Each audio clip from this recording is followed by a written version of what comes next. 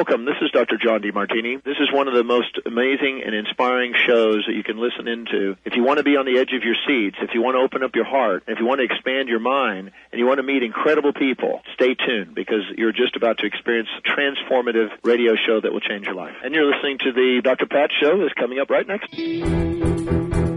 Welcome to the Dr. Pat Show. Talk radio to thrive by. Powerful, inspiring, and coming to you live, bringing you stories of people like you and me, busting through and living life full out. Get ready to dare to wonder what your life would be like if you knew you could not fail.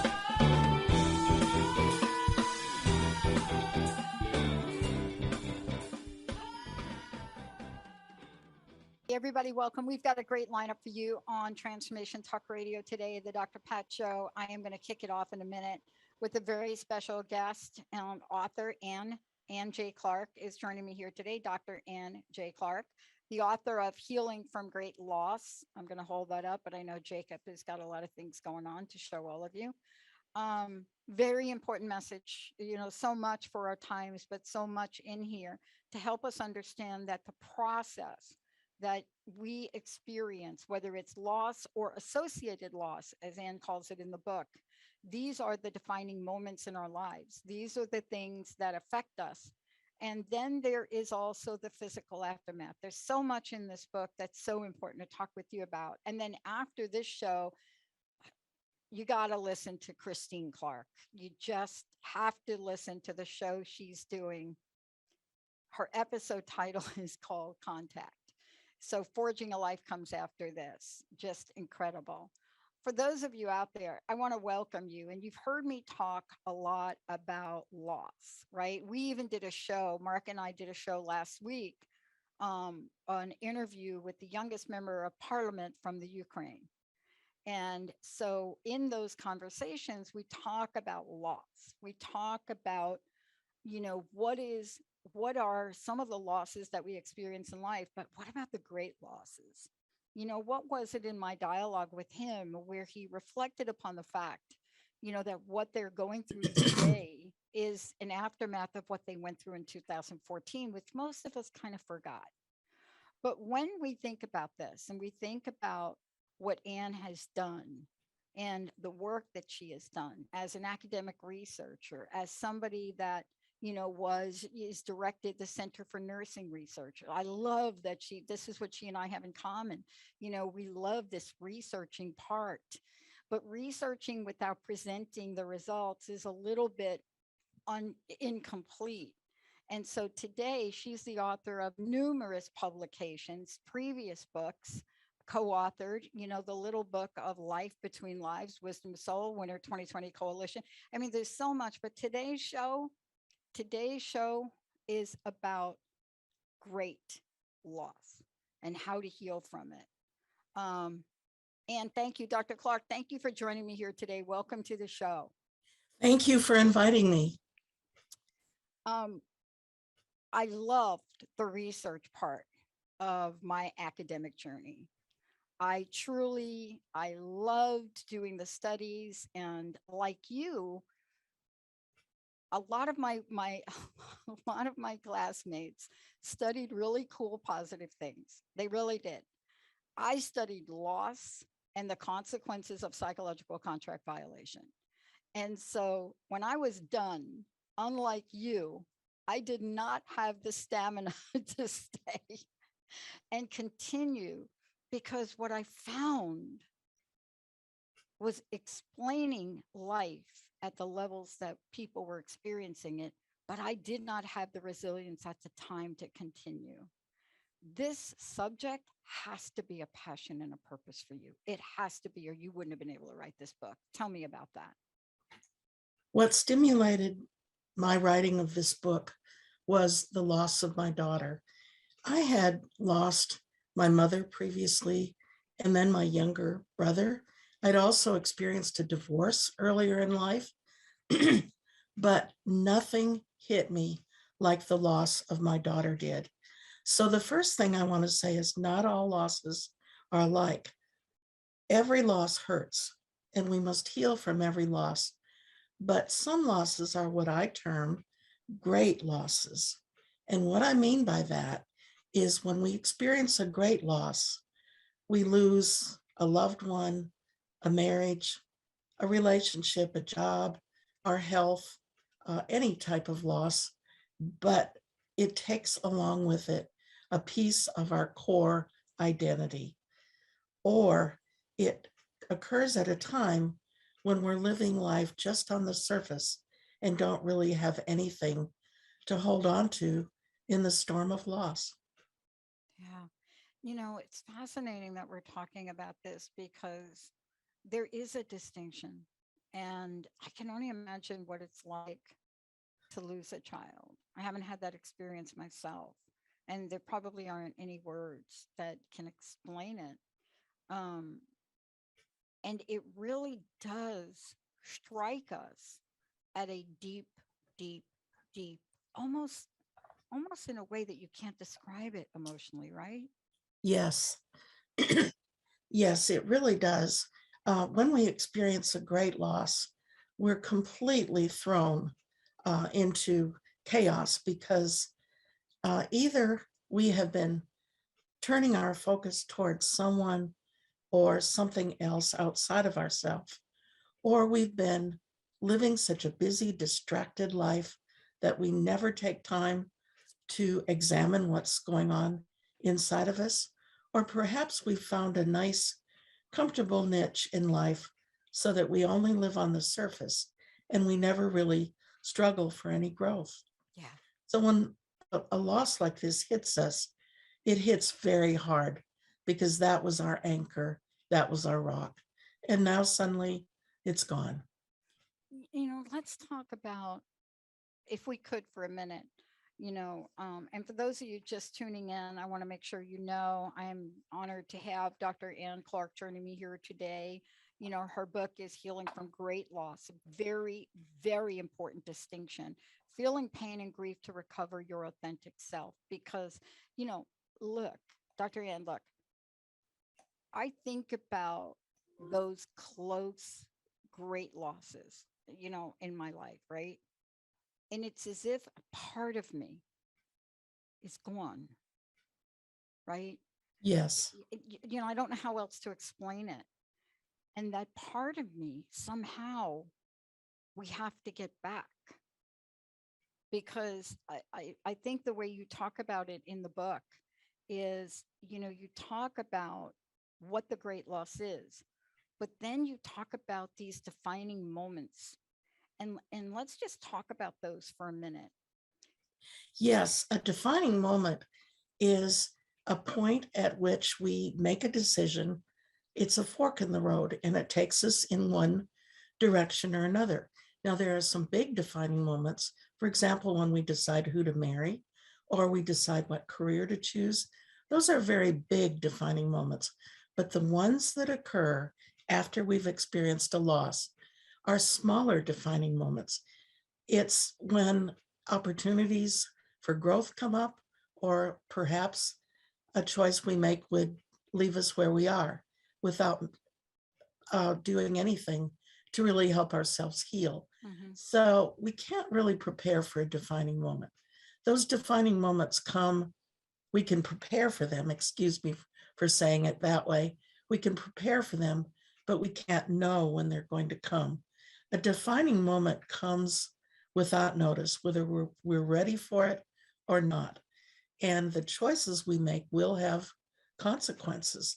They will lead us in one direction or another, but we can prepare for them. And the way we do that is after we've experienced a loss, as soon as we're able to do so, after we've done our initial healing, is we need to start thinking about what we want our life to be like after the loss. What do we want our future to look like? And we need to hold that vision in our mind. Mm-hmm. Then, when a defining moment comes along, we will make a choice that moves us in that direction. Mm-hmm. And even little choices move us in one direction or another. So it's important to think about what we want our future to be like. Boy, I'll tell you, this is so pivotal. And let me just say something. I went back home over the holiday. I've had a lot of loss in my life, really. People suddenly, my mom, my stepmom, my sister. I mean, they were sudden. My mentor, shockingly sudden, unexpected. And then over the holidays, we lost a brother in law. And, I wanted to get back to something you said, because I think this is where the point of confusion is for a lot of people. And then I'm going to talk about Dr. Newton's work. The thing you said is, once, I'm going to paraphrase because I probably didn't get this right. Once we get past our initial, right, grieving, see that right there. Can you talk more about what that looks like? Because a lot of folks don't know that that is part of the process. There are some people like Joan, when Bjorn passed away, it was take everything out of the closets. We need to take everything out of the house, clothes, shoes, give them away. That was like boom, like the next day. That was her process. That now I'm not saying that was the end of her grieving, but can you talk to this initial grieving part? Yes. And thank you for bringing that up. First of all, let me say that this book is not for right after you've experienced your loss. Right. This book is for later on. We all go through a fairly similar grieving process. It's not one that passes smoothly, but we go through various phases. For example, we go through denial of the loss. We go through anger. We may go through bargaining. We may or may not go through these stages, but we need to go through that initial healing first. And I found that after I had done that, time alone does not heal a loss. What we need is additional healing. And so my book picks up where other books on grieving have left off. We need to engage in an active program of healing in order to come alive again and feel true joy and excitement about our lives again following a loss. That's why I wanted to bring it up, because I wanted to be really clear about what the gap that your work really fills. And it is a gap. It is a gap. It's always been a gap for me. In my studies, it's been a gap in looking at loss and looking at loss from many different perspectives. Now, I look at that, my research is on loss that doesn't necessarily include great loss, but it could. But across the board, though, there is that initial period. And then there's the now what. And it's the now what where people are at a crossroads, if I may call it. I don't think you used the phrase in your book, but I did underline something in here. And it is that moment where a light bulb of some kind goes on, and you just don't have enough to get you past the initial loss into now moving on with, I don't have another word, but to really moving on with your life. I think you call it, recover your authentic self. And that has been left out of a lot of research. It's been left out of a lot of the conversation. And what you do is you're helping people with this to say, there is a life you can create that possibly has joy and happiness in it, right? Yes. Oh, there we go. Yes, go ahead. But isn't that, do I have the right idea? Absolutely, Yeah. absolutely, you do. I think we come to a point when we've gone through initial stages of grieving and we just feel kind of dead inside. Yeah. It may look from the outside to all our friends and family like we've recovered because we're back to our usual activities, perhaps, but inside we just feel dead. There's no joy in life anymore. And what we need at this point is we need healing. Yeah. And we must do that actively to get back to a joy filled, exciting life again. It definitely is possible. We just need to work at it. Um, First of all, let me congratulate you on taking this conversation on. And I know that this is a body of work for you. And of course, you can always tell when you read a book, the way I've read your book, that it comes from a deep healing place that you have experienced and figured out how to help the rest of the world. I want to talk with you a minute, if we could continue to do this, about some of the emotional can we call them defining moments? Yes, emotional defining moments. Let me give you an example, kind of silly, but let me give it to you. I happen to do something physical when I have a big loss. Don't know why. Don't ask me why. It's just a thing. Some people get angry. Some people get bitter. I'm not, it's not in my gene to have resentment. But I will tell you what I do. And this has been since as young as I can remember. I literally shave my head back. Why? I literally do it. I mean, when I lost my job, and it was this moment when I was younger and I was homeless. What I do, get the head shaved. I don't have a rhyme or reason. People ask me, they ask me, when am I going to shave my head again? Well, those were moments in my life. And I was young and I didn't have any tools. The go-to in my family when you had hard times was alcohol and drugs. That's what the whole family, that was the deal, right? That's what killed my birth mom, drugs and alcohol.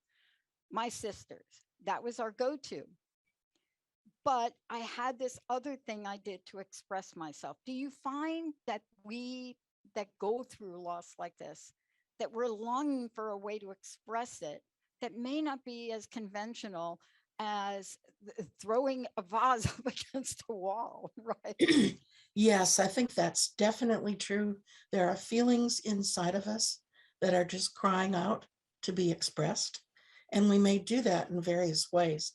I also want to say that that time is a very vulnerable time. After a while, when we've been going through grieving for a period of time, we become restless and we just don't want to stay in that really sad, depressing state for much longer. This is kind of a dangerous time. That is why we really need to start thinking about what we want our life to be like in the future, because if we've not done that, we run the danger of becoming perhaps bitter over it, or we run the risk of going back into focusing on something else outside of ourselves, someone else or something else. If we've lost a relationship, we may recklessly jump into another relationship without truly healing. That just sets us up for another loss.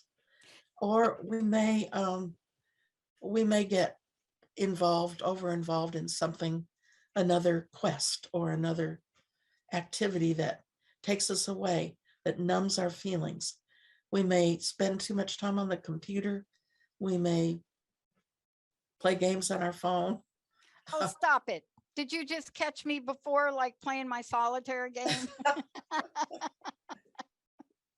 All of those are ways to avoid feeling our feelings. Mm-hmm. And the way through this is to allow those feelings Mm-hmm. to come out and deal with them. I have to tell you, Dr. Ann, I'm calling you Dr. Ann. Is that okay, Dr. Clark? That's perfectly fine. Sorry. um, your chapter 6. I mean, pretty much I've talked about a little bit about setting the stage for about what we're to talk about when we come back from break. But the body of work you present now, and this is just a book. I know this is more than a book for you. You work with people, you help people. So this is just a book to express what you're doing and how you're doing it and what you discovered. After reading this, I was reminded of something. And can I just read this sentence from your book for a Yes. minute? Do you mind? Okay. Yes, please do. This was pivotal because I didn't expect it to show up here in this chapter, coping with the physical aftermath of great loss. You could have opened that chapter a million ways, right? But you say, as a soul, we value loss because of the opportunity it affords us for spiritual advancement. That is a gap that we don't know how to fill. And because you articulated it, you give us this. Because part of what loss has been for so many people, and correct me if I'm wrong, is when we go through a major loss or a great loss, and losing a child is one. The loss of my job was another one. The loss of a dear relationship was another one. Um, they're hard to explain, right? But the disconnection that I've experienced in my life, when those things happen in my past, I would run away from spirit, God, whatever people want to call this. I would look to that spiritual foundation I had, and it failed me. It broke its promises to me. So I thought.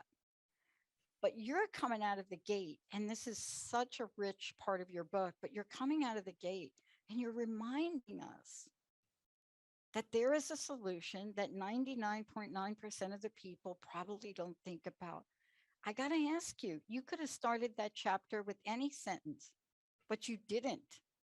Tell me about what you discovered about this part, about the soul and spiritual advancement, if you could. Well, first of all, I want to say that one of the questions we always ask after we've experienced a great loss is why? Why did this happen to me? Yep. And the answer that I provide in the book is that we are souls who come to Earth to grow, learn, and enjoy here on Earth. We come here with a purpose, and we plan our lives ahead of time. Most likely, the loss that we've experienced was pre-planned by us, or at least the possibility of it was pre-planned. And the reason for pre-planning that loss is that we learn and grow as souls immeasurably from the experience of loss. We become more passionate, compassionate, we become more sensitive, we become more understanding, we grow in soul character, and our job is to pull that into our human character as well, so that we become better people. And can I ask you this? Because we're going to take a short break in here a minute. Are there, in your opinion, are there instances of great loss that may not relate to the loss or the death of a person in your definition here in the book? Absolutely. Thank you. Absolutely. It could be the loss of a job. It could be financial ruin. It Yep. could be a health crisis. Yep. Any loss that is major to you and causes you great concern, I would label as a great loss. Well, I want to talk to you about this when we get back, but before we do, and I want to weave in Dr. Newton's work, but because I think you just hit the trifecta of what people experience. And boy, we would be remiss if we didn't talk about the loss that people have experienced over the past 30 months or so. Yes. I mean, we are not talking about that enough. You know, Dr. Ann, when we went through the economic turn in 07, 8, 9, and we had the most popular forum on all of the networks for what we were doing and what we were talking about. And then the economy changed, and no one talked about the generations of people that were born during that period of time. We didn't talk about how to heal the people that felt their promises were broken to them, and they still walk the earth now. And so when we come back, I want to talk with you about the multidimensional aspect of what you have in your book, and how we can take these steps forward to really heal. How do we reclaim ourselves? How do we get ourselves back? Because it's true. When I go through things, I don't know what it is. I'm telling you, when every relationship I've had, I've colored my hair a different color. Every job loss I've ever had, I've shaved my head. Every financial loss, I've shaved my head. It's really an interesting, and I think it's an old soul thing. Probably I'll have to go to my therapist and get some past life regression done. But it was a relief for me to do it. And people ask me, why do you do it? And I don't have words, but you have the words in your book. How do we get a copy of your book, Dr. Ann? How do we find out about you? The Great Loss, Healing from Great Loss, is available online or in any bookstore, wherever you get your books. There's also there's an ebook, there's a paperback, and there's also an audiobook. Oh, look at this question that just came from our listeners. Okay, we have the best audience on the planet. Dr. Pat, are you going to get like the chick in the movie Billions? Yes, Asia Kate. Yes. And by the way, when I do shave my head, I got ears just like her. Let's take a short break, everybody. When we come back, we're going to talk with Dr. Ann and understand why this part has been missing from the conversation in psychology. From my perspective, what is it we discovered about it? And why is it that even 10 to 15 years after an event, at least in my research, people were still grieving and crying over broken promises, losses, job loss? 15 years later, 15 years in all of those interviews, crying. Dr. Ann's got the answer and the solution. Stay tuned, Benny, Jacob, we'll be right back.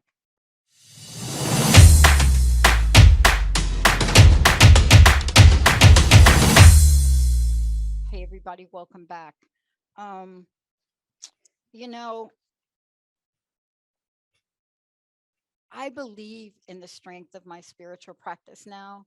And like everybody else, I wake up with doubts some days, especially when you're in the seat that I'm in right now and you've been creating something that's so close and you get more challenges than you've imagined that you've ever had before. And one of my mentors used to say to me, the greater the challenge, the greater the reward. And I hold on to that. But also there is an element of loss or fear of loss or what to do with loss. And what Dr. Ann Clark has done in this book, Healing from Great Loss, this is so critical. It is the missing piece that I discovered in my research. And of course, I left academic world, so I didn't continue it, but Ann did. And so what we're going to talk about now is we're going to talk about how this process is different than what you've heard and how it becomes so critical to get yourself back. And before we keep going, how do people get I want to thanks to our friends. I think this came from Kat. Yeah, I want to thanks to our friends at Llewellyn. Thank you, Kat. Thank you for sending Ann our way. And Ann, how do we find out about you, your work, all of the above, all the other books you've written? Yes.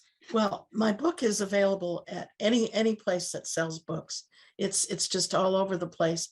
To reach me, my website is www.birminghamhypnosis.com. That's Birmingham, Alabama. Yep. birminghamhypnosis.com. And I do offer past life regressions and life between lives sessions in my I hope you practice. come back so we can talk about the power of those. I hope you will come back. Yes, I would This love show, to. we can only get what's on the book. And I hope our friends at Llewellyn work with you to create a deck of cards around what you have in here, because That's I an think interesting idea. it came from me to you to Llewellyn, Kat, because you're presenting something that is missing in the conversation, and we need tools. And can you imagine creating a card deck that people can pull from every day to get some of the messages? Imagine pulling a card that says this is an opportunity for spiritual advancement. But let me keep going. The rest of the book, the beginning of the book set the stage for how this is different. The rest of the book is for how we get our lives back. And I want to ask you to talk a little bit about coping. That isn't that a term we use all the time in psychology and hypnosis, like coping, and like nobody really knows what it means. But there is a physical aftermath. I experienced it. My body stopped working. It just stopped. And then it catapulted from there. This is a great chapter. Why was this important to really address the physical? Because very few books do. They want us to go to a different, but this is like, okay, physical. Yes. Well, I'm a nurse, and so of course that was very important to me. Yeah. But when we experience a great loss, every part of us is affected. Our physical body, our psychological self, and our spiritual self. We're all affected. Physically, in the first up to 6 years following a great loss, you are more likely to experience an accident or an illness. And I have been tracking among my patients what happens after great losses, and I see about an 80% incidence of serious illnesses occurring after a great loss Wow. has been experienced. Therefore, I stress strongly in my book that you pay attention to your health during this period. Don't let symptoms go by and really watch what you're doing. So, we need to go through some physical healing. We need to eat right.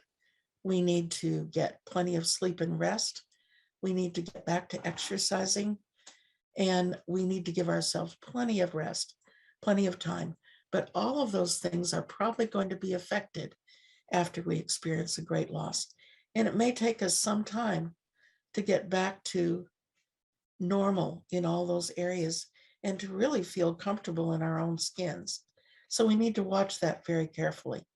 There are also some other things to watch for if we have uh, any kind of uh, anxiety or symptom. We may experience something I describe in the book as broken heart syndrome. What that is uh, it's actually created with from a weakness in the heart muscle that's temporary, that can be associated with grieving. It's not really serious. It usually goes away on its own, but it can look and feel like a heart attack, and it should not be ignored because it might be, but chances are it's broken heart syndrome. So we need to really pay attention to our physical needs during this time. Secondly, our psychological systems are very affected with loss. There's a strong incidence of free floating anxiety after we experience a loss. And also, it changes all of our relationships. The reason it does is we're not the same people that we were before we experienced the great loss. And for some of the people in our lives, they'll adapt to that fairly easily. Others may have kind of a hard time with it, and it may take some time to readjust. You may just find that certain people are no longer um, in your life, and you may see new people coming in because of the changes that you've made. Mm. Psychologically, we have a lot of adjustment to do. And one of the big things is when we experience a great loss, it brings up every loss that we've experienced in the past that we have not fully healed. So, in essence, we're being given an opportunity to truly heal from loss. And we should take the time and make the effort to do that healing. Um, I love to, and thank you for that. I love that you share stories in the book. You know, because it's one thing to talk about something and there's another thing to read about it. I was reading about the potential for accidents, and I was struck by a couple of things. I was struck by um, the number of car accidents that I've gotten into after a loss. And then with Linda, the accident she had. And even though they were hard to explain and maybe something happened that you can't explain, they still happen. But the one part of the book that is a real problem for people now, like whatever people experience through COVID-19 and the losses around that, everything from people in ways that you never thought you would lose a loved one behind a glass door. Never thought that. To jobs, to home situations. But here's the thing, sleeping problems. Oh my goodness. Who is not having them? Yes, sleep can be disrupted for years after a loss. Mm. And it's something that we need to really address because lack of sleep carries with it the possibility of creating new health problems. Mhm. So, one of the things we need to do is really address healing, which will cut down on some of the anxiety we're experiencing, and it will help us in terms of Mhm. re- going back to better sleep habits. One of the things that you address here also in this chapter, and I need to mention it because it goes undiagnosed and people think they blow it off. They just say, well, I've been through a lot. And boy, I'll tell you, I think it's at epidemic proportions and it is fatigue. but you Yes, don't ignore it. I mean, you take it head on and you really talk about, like, look, your doctor may say to you, you know what, you're just getting a little bit older, or I'm sorry, I don't know that fatigue should be part of the living equation, right? I absolutely agree. It takes a tremendous amount of energy to deal and cope with grief. And most people who experience a great loss experience fatigue for as long as 2 to 3 years following the loss. Hmm. Now, we're almost like we're in this catch 22 chicken and the egg situation: psychological effects, physical effects, emotional effects.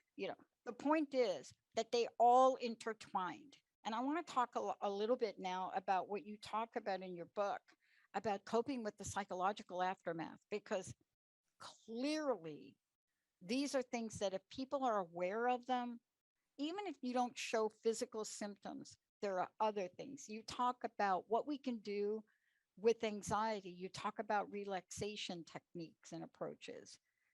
But boy, Yes, we don't want to face our psychological aftermath. I will tell you that. That is like like we'll look in the mirror and say, "Oh, I gained about 10 pounds." But boy, to look in the mirror and say, "I'm feeling anxious," that is a giant roadblock for people.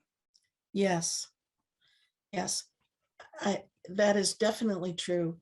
We experience a great deal of anxiety, fatigue. We're just not ourselves.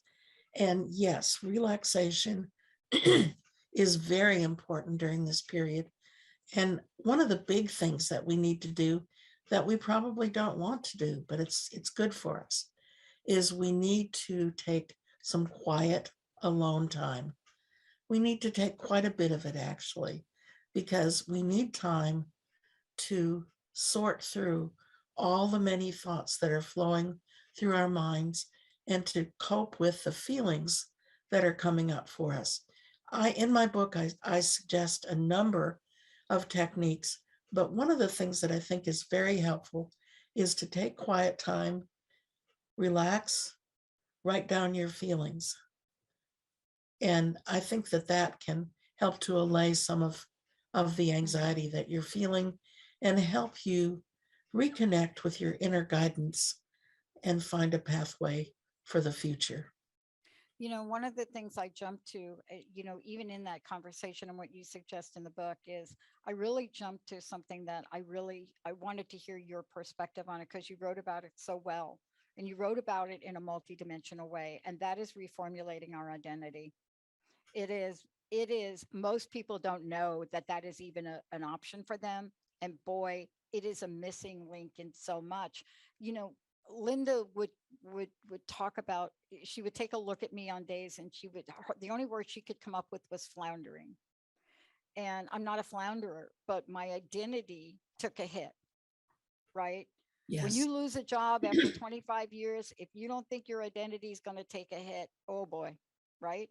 But yes, can you talk about this part? Because you go on to talk about it, everything from readjusting relationships, but then you bring in confidence. And I was so surprised you included it. Can you talk to this and how important this is now?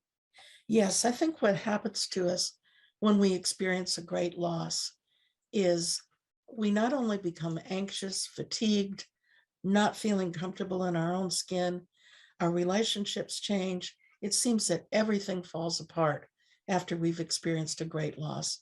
So we lose confidence. It seems as if the world that we thought we understood does not work exactly the way we thought it did.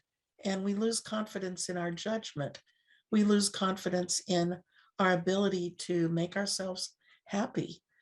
We feel lost in terms of what it is we want to work for now, because our goals that we may have had before have to be readjusted after a great loss. We don't know who we are anymore. So, the big thing that we need to do is reconnect with our real inner selves. We need to take quiet time to do that. I suggest a number of things in my book. I mentioned the journaling. I think we also need to spend time in nature. We need to spend time remembering those things that we used to love, doing some of the things that were once important to us that we just let go along the way. We need to give ourselves what I call in the book extreme self-care. Yeah. We Yeah. need to have the foods we like to eat. We need to take long, luxurious baths. We need to curl up and read a book if that's something we like to do. We need to give ourselves the experiences that really make us feel comfortable and Mhm. happy. Yeah.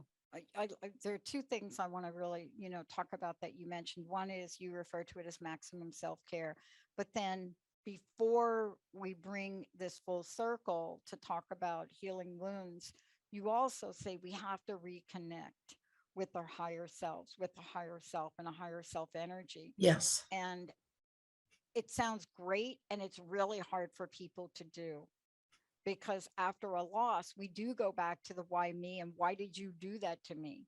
Right? You promised, and we're talking to a higher self. But one of the things you say is we have to get back to that connection. Yes.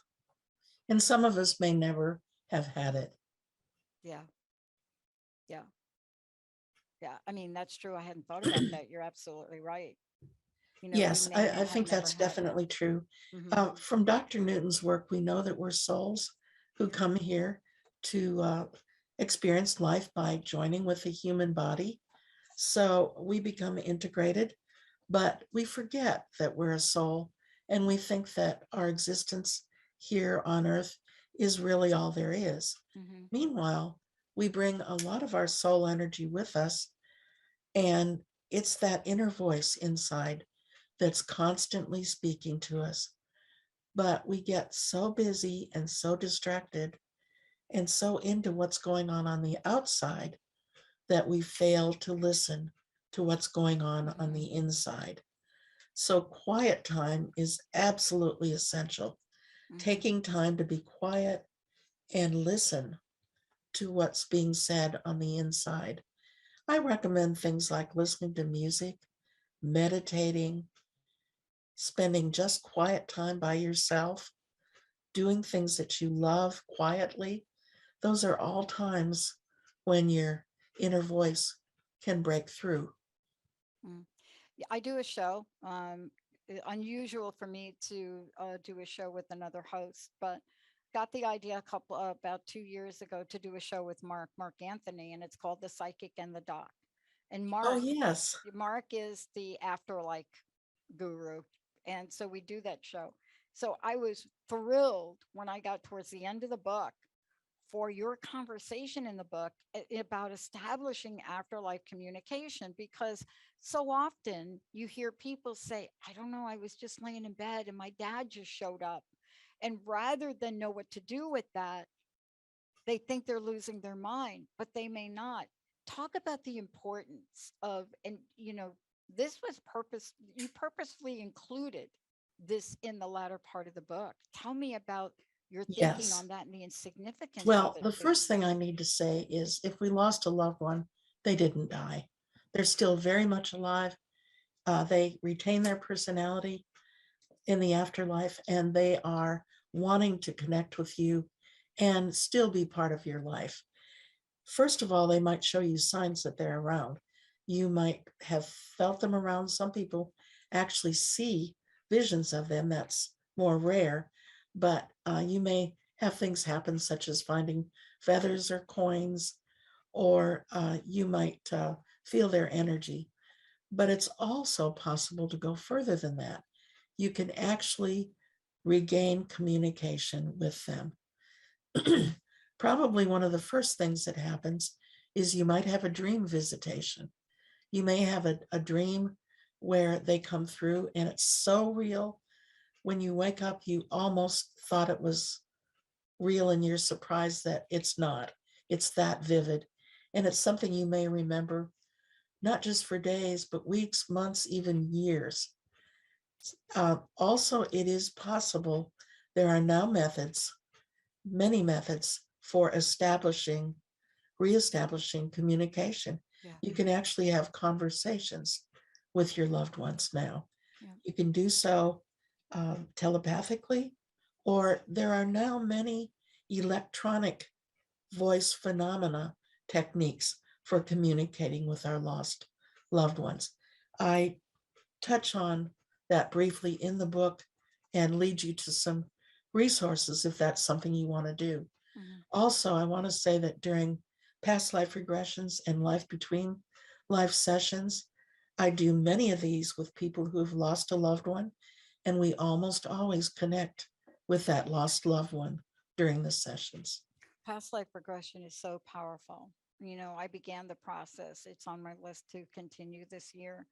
Um, and, I began the process a number of years ago being really quite skeptical. But I think when somebody like me is at the bottom and you think you've tried everything else, and somebody says, have you looked at this? Have you checked on maybe some of the things you're carrying forward? But it all leads to the conversation that we started with, and that is finding your lessons in Yes, all of this, doesn't it? yes. There actually is a reason for the losses that we experience. Yeah. We come to Earth with a plan. That plan includes what we want to experience and what we want to learn. We even plan the people that we bring with us. Uh, so all of that is pre-planned, but we have free will once we get here. We may follow the plans, we may not. So our experiences may vary a bit, but the idea Hmm. is we came here to learn and to grow and to enjoy ourselves. So there is a lesson embedded within our great loss. And in my book, I detail how to go about finding what that lesson might be. But let me say that the first step in that is to look at your life before the loss occurred and ask yourself, what was great about it, but what might have been missing? What might you have wanted to be a bit better? And also look at the challenges that were facing you. What areas were really giving you trouble? What did you need to do to decrease some of those problems, to face some of those challenges? Mm. You know, I want to just ask you to comment on this. I grew up with a mom who was from the deep South, kind of your area there a little bit. First child at 12, second at 13, because that's just what you did. And she was always filled with things, words of wisdom. But one of the things she was very clear about was that, one, you'll never be put down at a place that was worse than where you were. So her idea was, you're going through something now, but there's the pot of gold at the other end of the rainbow. And sometimes, she would never say it to us girls in the middle of some really horrific thing. It would come up like, I don't know when, but she was smart about that. The other thing she would say is to always look for the clues of what you're meant to learn. Always look for the clues. And I think everything that you've described in your book, and really featuring the perspective of Dr. Michael Newton and so much more, is going to help people know that there is a way to regain your life, to regain your authentic self. And I wanted to thank you for that, Dr. Ann. Thank you so much for all of it. Thank you. Thank you. Um, This was a work of my heart. No kidding. I know it is. And I didn't even get to everything in here. You're a practicing spiritual hypnotherapist, but you're much more than that. You can always tell somebody that has studied this, that has researched it, and the stories that you embedded in the book really, showed or demonstrated. So, again, tell folks how they can get a copy of the book, and how they can find out more about you. They can go to llewellyn.com, amazon.com, barnesandnoble.com. Any bookstore will carry it. There is an ebook, a paperback, and an audiobook available. You can reach me at www.birminghamhypnosis.com. My email address is hypno, hypnoannclark @gmail.com. And I welcome feedback and contact. Well, I want to thank you for this. Also, what's your personal message, Dr. Ann? What would you like to leave us with today, please? There was a reason for your loss, and there's a gift beyond the loss. You just have to move toward it. For those of you out there, if you've missed any part of this, this is Dr. Ann Clark. The book is Healing from Great Loss, Facing Pain and Grief to Recover Your Authentic Self. And, you know, this is the gap that we find in the field that we are both in, but it is a gap that we find a lot of times in the conversation about loss. It is that gap that gives us permission to become our true selves again, not to suffer, but to really claim those parts of us that we almost inevitably think we have to give up. Dr. Ann, thank you so much for everything. Thank you so much for having me. You bet. Benny, thank you. Jacob, thank you.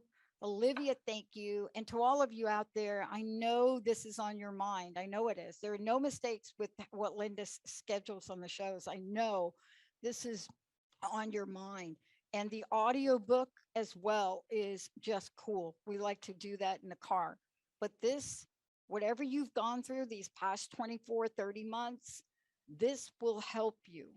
This will help you know that you have the right, even after significant loss, to be your authentic self, to hold your head up high, to be that person that's confident and life purpose in the world. Thank you all. We're going to take a short break. When we come back, Christine Clark's in the house. I'm telling you, get ready to make contact. We'll see you next time.